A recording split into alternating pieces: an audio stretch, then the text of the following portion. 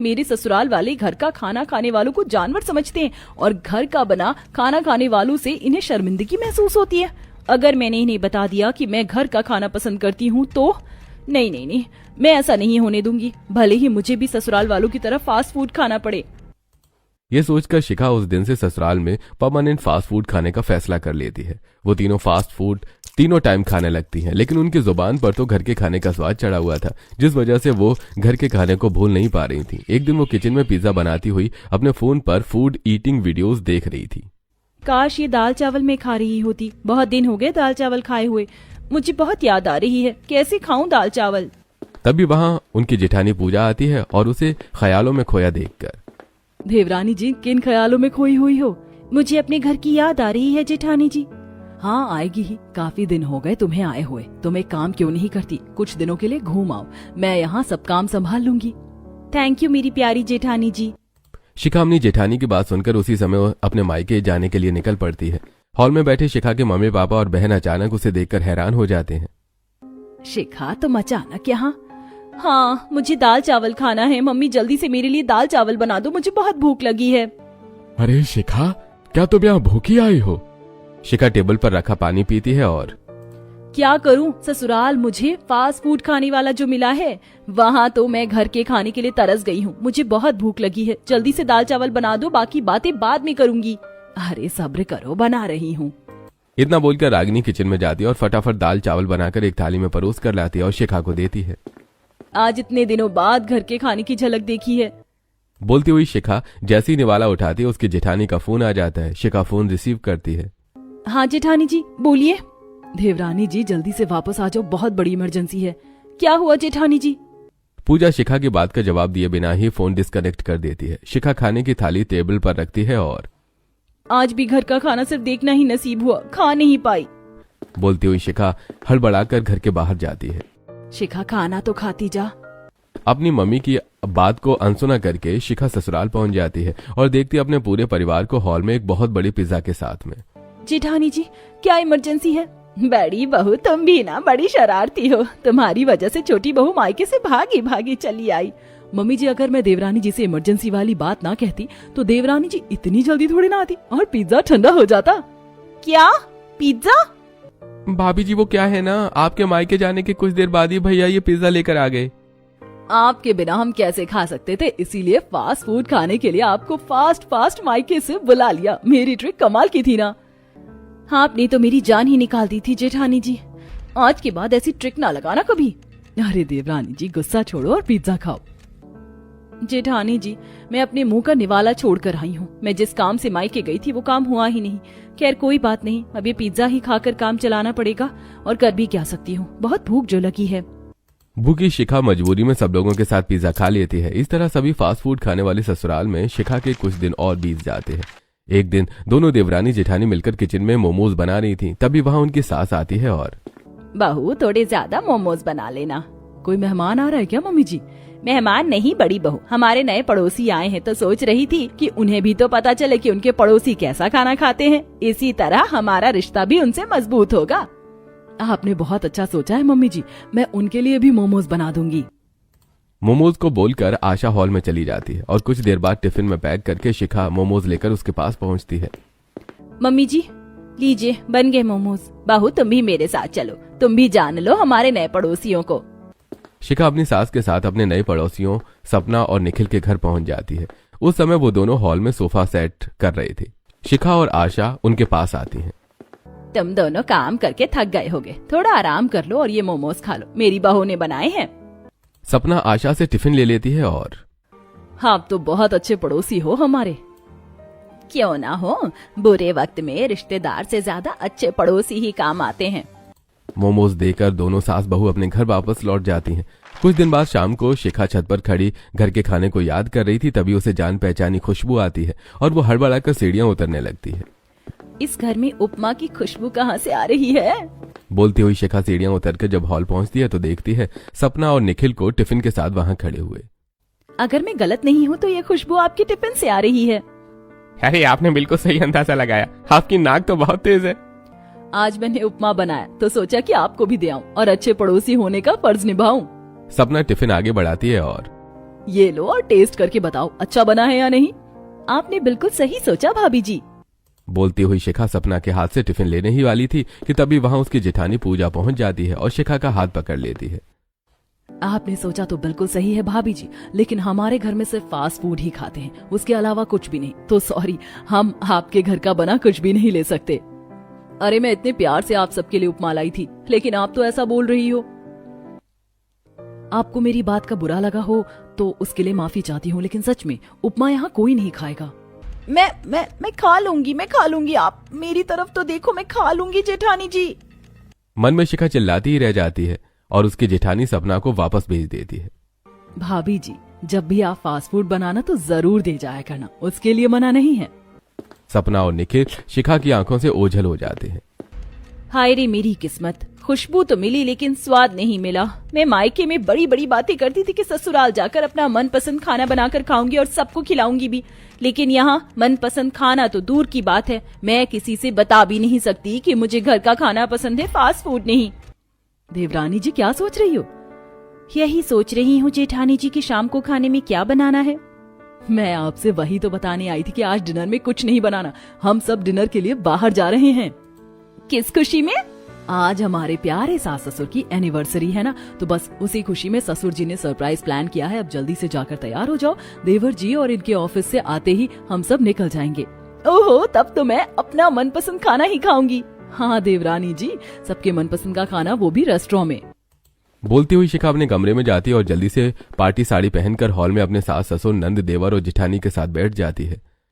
न जाने जेठ जी और ये कब ऑफिस से आएंगे और कब हम सब जा पाएंगे। अरे बहू, तुम इतनी बेताब क्यों हुई जा रही हो, सब्र करो, आ जाएंगे। शिखा अपनी सास की बात का जवाब दे पाती, उससे ही पहले दीपक और अजय ऑफिस से आ जाते हैं। बस 2 मिनट में तैयार होकर आए। इतना बोलकर वो दोनों अपने कमरे में चले जाते हैं और फटाफट पार्टी वेयर पहनकर आ जाते हैं। चलो पापा, कहाँ ले चल रहे हो हम सबको? किशोर उन सभी को पहले से बुक्ड शहर के सबसे बड़े रेस्टोरेंट में से एक में ले जाता है और सभी को डाइनिंग टेबल पर बिठाता है। शिखा भी सबके साथ टेबल पर बैठती है।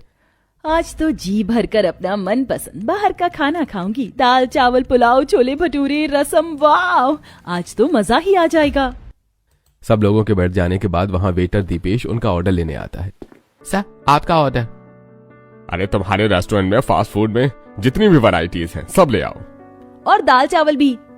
बहू, तुम यहाँ इतने बड़े रेस्टोरेंट में घर का खाना खाने आई हो। अरे दाल चावल तो तुम घर पर भी बना सकती हो ना।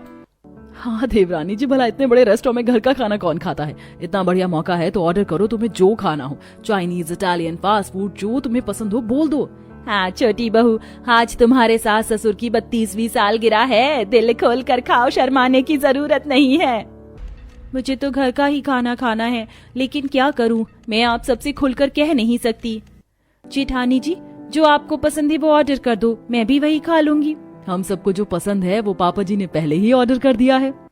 दीपेश ऑर्डर लेकर वहां से चला जाता है और कुछ ही देर में मंचूरियन, चाउमीन, मोमोज, चाइनीज, भेल, pizza, burger, French fries, egg roll जैसे फास्ट फूड लेकर वापस आता है। वो सभी फास्ट फूड खाते हैं और वाह पापा जी, आपने इतने महंगे रेस्टोरेंट में लाकर हमें बहुत अच्छा सरप्राइज दिया है। आप ऐसे ही हर साल शादी की सालगिरह मनाते रहो और हमें सरप्राइज देते रहो। अरे राशि, मैंने तो अगले साल का भी सरप्राइज प्लान कर लिया है। शिखा के अलावा वो सभी फास्ट फूड बड़े मजे से खा रहे थे। ये बात पूजा नोटिस करती है और देवरानी जी, लगता है आपको यहाँ का खाना पसंद नहीं आया। ये बात नहीं है जेठानी जी, तो फिर क्या बात है? तभी लाउड पार्टी म्यूजिक बजने लगता है। दीपक उठता है और पूजा का हाथ पकड़ लेता है। अरे तुम देवरानी जेठानी यहाँ बातें करने आई हो या सेलिब्रेट करने? बोलता हुआ दीपक पूजा को अपने साथ डांस फ्लोर तक ले जाता है। शिखा भी अजय के साथ डांस करने लगती है। देखते ही देखते पूरा परिवार डांस फ्लोर पर आ जाता है। दीपक के साथ डांस करती हुई पूजा। मैं देख रही हूँ देवरानी जी ढंग से खाना नहीं खाती हैं। कोई तो बात है जो देवरानी जी हमसे छुपा रही हैं। जब तक म्यूजिक बजता है तब तक सभी के पांव थिरकते रहते हैं। म्यूजिक बंद होते ही वो सभी घर वापस लौट जाते हैं और अपने अपने कमरे में जाकर सो जाते हैं। अगली सुबह अपने कमरे में आईने के सामने खड़ी शिखा। आज चाहे जो हो जाए, मैं घर का खाना खाकर ही रहूंगी, चाहे उसके लिए मुझे कुछ भी करना पड़े। कोई मुझे रोक नहीं सकता घर का खाना खाने से। आज बाथरूम में नहाकर टॉवल लपेटे निकला अजय उसकी बात सुनता है और अरे तुम्हें आज क्या करने से कोई नहीं रोक सकता शिखा। अपने फोन में फूड डिलीवरी ऐप से दाल चावल ऑर्डर कर रही शिखा। कुछ नहीं, मैं तो बस ऐसे ही। अजय की बात का औना पौना जवाब देकर शिखा कमरे से बाहर चली जाती है। कुछ देर बाद शिखा अपने पूरे परिवार के साथ हॉल में बैठी चाय पी रही होती है। तभी डोर बेल बजती है। अरे कौन आ गया सुबह सुबह? बोलता हुआ किशोर जाता है और दरवाजा खोलता है। दरवाजे पर डिलीवरी बॉय अतुल को देखकर, अरे क्या लेकर आए हो बेटा? पार्सल है सर, दाल चावल का। लगता है तुम गलत एड्रेस पर आ गए हो। इस घर में फास्ट फूड के अलावा कोई कुछ नहीं खाता, और बड़ा सुबह सुबह दाल चावल कौन ऑर्डर करेगा? नहीं सर, मैं सही जगह पर आया हूँ, इसी घर से ऑर्डर आया था। अरे किसी ने गलती से ऑर्डर कर दिया होगा। तुम एक काम करो, डिलीवरी कैंसिल कर दो। ये तो मेरी तरफ से खा लेना और पैसे भी ले जाओ। किशोर अतुल को पैसे देकर पार्सल लिए बिना ही वापस भेज देता है। अतुल को वापस जाता देखकर अपने जेठानी के बगल में बैठी शिखा, हे भगवान, अब मैं क्या करूं? मैं कुछ भी कर लूं, चाहे कुछ भी कर लूं, मैं ससुराल में घर का खाना खा ही नहीं पा रही हूं। अब फिर से मजबूरी में मुझे फास्ट फूड ही खाना पड़ेगा। पूजा की नजर शिखा के चेहरे के हाव भाव पर थी। उसके चेहरे के हाव भाव देखकर पूजा समझ गई थी कि उसके मन में कुछ चल रहा है जो वो किसी से बताना नहीं चाहती। दोपहर का लंच बनाने के बाद जब दोनों देवरानी जेठानी किचन में एक साथ होती हैं, तब कैबेज काटती हुई पूजा, देवरानी जी, क्या बात है? तुम इतना परेशान क्यों हो? मैं देख रही हूँ कि पिछले कुछ दिनों से तुम ढंग से खाना भी नहीं खा रही हो। मैं क्या बताऊं जेठानी जी? तुम मुझसे कुछ भी मत छुपाओ, जो भी बात है सब कुछ बता दो। मैं सच बताऊं, मुझे घर का खाना पसंद है, लेकिन जब से ससुराल आई हूँ तब से मैं खाने के लिए तरस रही हूँ, क्योंकि मेरा ससुराल तो फास्ट फूड खाना पसंद करने वाला है। हाँ, बात तो सही है देवरानी जी, घर का खाना ससुराल में कोई नहीं खाता, सब फास्ट फूड ही खाते। लेकिन तुम्हें जो पसंद था तुम बना सकती थी और खा भी सकती थी। किसने रोका था तुम्हें? कैसी बनाती और कैसी खाती? क्या मतलब? उस दिन मैंने आप सबकी बातें सुनी थी। कौन सी बातें? वही बातें जब आप सब घर का खाना खाने वालों को जानवर कह रहे थे। अच्छा, वो तुमने आधी अधूरी बात ही सुनी थी और उसी को पूरा सच मान लिया और तुम खुद परेशान हुई। आओ, पूरी बात तुम्हें मैं सुनवाती हूँ। पूजा शिखा को अपने साथ हॉल में बैठे सभी लोगों के पास ले जाती है। मम्मी जी, उस दिन जो हम सब बातें कर रहे थे, जरा देवरानी जी को बताना क्या बात थी और हम सब किसे जानवर कह रहे थे? अच्छा, वो हमारे गांव में एक ताऊ जी रहते थे जो एक ही बार में 10 लोगों के खाने के बराबर खाना खा जाते थे। उनके खाने का तरीका जानवरों जैसा होता था। वो बड़े से बर्तन में दाल, दही, चावल, रोटी, सब्जियां, जो भी खाना बना होता था उसी में ही मिक्स करके जानवरों के जैसे खाते थे। बस बस मम्मी जी, इसके आगे की बात देवरानी जी ने सुन ली थी। हाँ, लेकिन तुम अब उस बात को क्यों पूछ रही हो बड़ी बहू? क्योंकि जो अधूरी बात देवरानी जी ने सुनी थी उसकी वजह से वो यहाँ अपना मन मार कर रह रही हैं। बस इसीलिए मैंने आपसे वो बात पूछी। छोटी बहू, कैसे मन मार रही है अपना? मुझे फास्ट फूड बिल्कुल भी पसंद नहीं है। मैं तो घर का बना खाना पसंद करती हूँ। मायके में वही खाती थी, लेकिन उस आधी अधूरी बात की वजह से ये सोचकर कि अगर मैंने अपनी पसंद के बारे में आपको बताया तो आप लोग मुझे जानवर समझोगे, मैं मन मारकर आप ही की तरफ फास्ट फूड खाने लगी। छोटी बहू, तुम भी ना हमसे एक बार बात तो करती। आखिर तुमने ये माना भी कैसे कि हम घर का खाना खाने वालों को जानवर समझते हैं? हाँ, हमें फास्ट फूड पसंद है और हम सब उसके अलावा कुछ नहीं खाते। क्या बताऊं पापा जी, मुझसे गलती तो हो गई। चलो ठीक है, जो हुआ सो हुआ। अब से तुम अपनी जेठानी के साथ अपना मनपसंद घर का खाना बना लिया करना और उसकी शुरुआत आज से ही कर दो। काश मैंने उस दिन पूरी बात सुन ली होती तो मुझे फास्ट फूड खाने वाले ससुराल में घर के खाने के लिए इतना तरसना नहीं पड़ता। आज मैं अपना मनपसंद खाना बनाऊंगी और जी भर कर खाऊंगी। शिखा अपनी जेठानी के साथ किचन में जाती है और बड़ी एक्साइटमेंट में जीरा राइस और दाल तड़का बनाती है। तो वहीं उसकी जेठानी हमेशा की तरह पिज्जा, फ्रेंच फ्राइज, बर्गर जैसे फास्ट फूड बनाकर हॉल में बैठे सभी लोगों को सर्व करती है। पूजा भी अपने बनाया हुआ जीरा राइस और दाल तड़का उनके बगल में बैठकर खाने लगती है। ससुराल में पहली बार खाना खाने जैसा लगा है। शिखा जल्दी जल्दी खा रही थी। देवरानी जी, आराम से खाओ, नहीं तो गले में अटक जाएगा। जीरा राइस और दाल तड़का की खुशबू सभी लोगों को पसंद आती है। छोटी बहू, तुम्हारे जीरा राइस और दाल तड़का की खुशबू बहुत बढ़िया आ रही है। थोड़ा ज्यादा बनाया हो तो मुझे भी दो ना। हाँ बहू, थोड़ा मुझे भी टेस्ट कराओ ना। हाँ शिखा, मुझे भी दो, मैं भी तो टेस्ट करके देखूं ये घर का खाना कैसा होता है। देवरानी जी, मुझे भी आपके हाथ का बना दाल चावल खाना है। वैसे शिखा ने सिर्फ अपने खाने जितना ही घर का खाना बनाया था, जिस वजह से थोड़ा थोड़ा सबको देने पर ही खत्म हो जाता है। वो सभी पहली बार शिखा के हाथ का बना घर का खाना खाते हैं। अरे भाभी जी, वैसे भी घर का खाना भी फास्ट फूड से कम टेस्टी नहीं है। लेकिन देवरानी जी, आपके लिए तो कुछ भी नहीं बचा। जेठानी जी, वो कहावत है ना, दानी दानी पे लिखा होता है खाने वाली का नाम। लगता है कि ससुराल में मेरे नाम का एक भी दाना नहीं है। तुम्हारी बात सही तो है देवरानी जी। देखो ना, इतने दिनों तक तुम घर के बने खाने को तरसती रही और आज मिला भी तो सिर्फ धोकर। बहू खाना खत्म हुआ है, राशन नहीं। जाओ किचन में और इस बार अपने साथ साथ हमारे लिए भी बनाना, हम भी खाएंगे। ये आप क्या कह रही हैं मम्मी जी? वही जो तुम सुन रही हो बड़ी बहू।